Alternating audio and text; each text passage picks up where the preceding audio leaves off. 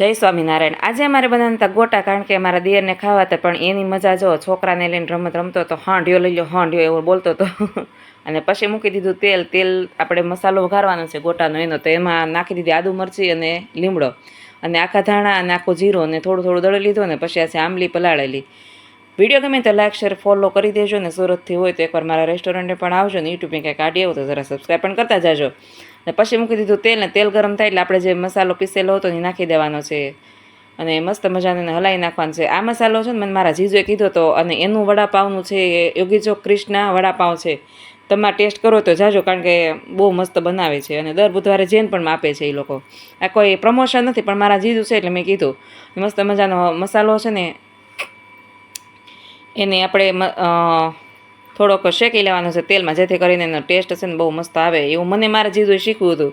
અને પછી મારા બટેકા છે ફોલાઈ અને કુકરમાંથી બહાર આવી ગયા હતા ને મને કે હવે ફોલો હું પણ ઠરી ગયો છું, તો બટેકાને મસ્ત મજાના ફોલી લીધા છે અને ફોલાઈ ગયેલા બટેકા છે એની અંદર આપણે ક્રશ કરી લેવાનું છે, પછી જે આપણે મસાલો દળેલો છે એ નાખી દેવાનો છે।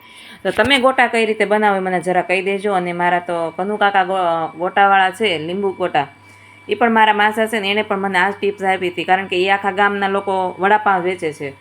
અને પછી જે મસાલો આપણો હતો ને બનાવેલો એ નાખી દેવાનો છે, પછી થોડુંક મીઠું સ્વાદ પ્રમાણે નાખજો, નકર ખારા થઈ જાય પાછા એમ કે આ બેને કીધું તો હું નથી કહેતી।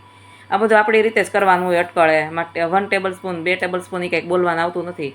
પછી નાખી દીધી ખાંડ લીંબુ અને આપણો ગટોનો મસાલો રેડી થઈ ગયો ને પછી આ છે આંબલી ઉકાળેલી અને એમાં ગોળ અને આંબલી છે, ખજૂર નથી નાખ્યો, અને પછી આ છે શેકેલા તલ આવી રીતે આંબલીમાં ચટણીમાં નાખવાથી બહુ મસ્ત લાગે જ છે। અને પછી નાખી દીધી લીલોતરી વિનાનું ખાવાનું તો કાંઈ પૂરું થતું નથી। આપણા ગોટા મેં વાળીને રેડી કરી લીધા છે, જવડી સાઈઝના કરવા હોય અને લીંબુ ગોટા પણ કહી શકાય। અને પછી ગોટા તળવા માટે આપણે બનાવી લેવાનું છે બેટર, એમાં મેં નાખી દીધું છે થોડોક એવો સ્પિંચ મીઠું અને સેજ એવો આપણે જે ખાવાનો સોડા આવે ને, અને પછી તેલ મૂકી દીધું ને ગોટા નાખ્યા, ગોટા તો મેળા ભાઈ ડાન્સ કરવા, અને આપણા ગોટા તળાઈ ગયા ને ત્યાં આ બધા જો રાજી થઈને ડાન્સ કરવા મેળા। અને અમારે તો મારો દેર જેટલો નટખટ છે તો કે એની વાત કરો, એમાં છોકરાને પણ બહુ મજા આવે ને બસ અમે બધા બેસી ગયા જમવા। અમે તો ભાઈ ગોટાની મોજ માણી, તમે માણો કે નહીં? જય સ્વામિનારાયણ।